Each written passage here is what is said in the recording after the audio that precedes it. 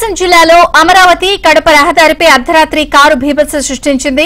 Car అతివేగంతో రహదారి పక్కనే ఉన్న నేమ్ బోర్డులను ఢీకొట్టి అనంతరం విద్యుత్ స్తంభాన్ని ఢీకొట్టారు. ఘటనలో అప్రమత్తమైన అధికారులు విద్యుత్ సరఫరా నిలిపేశారు. దీంతో 2 గంటలకు పైగా కొమరోలులో విద్యుత్ సరఫరా నిలిచిపోయింది. స్థానికుల సమాచారంతో కారు డ్రైవర్ను పోలీసులు అదుపులోకి తీసుకున్నారు. డ్రైవర్ మద్యం మత్తులో కారు నడపడమే ఈ ప్రమాదానికి కారణమని పోలీసులు తెలిపారు.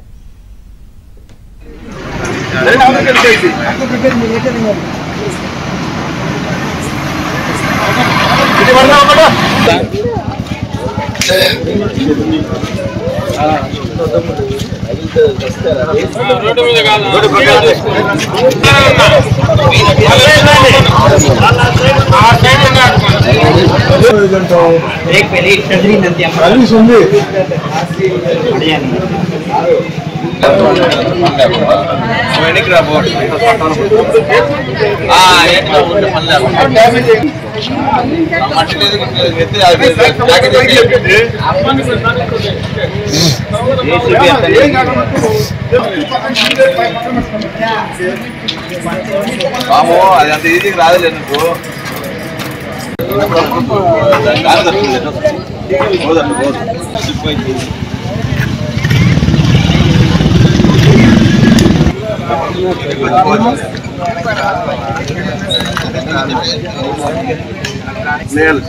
ఇక్కడ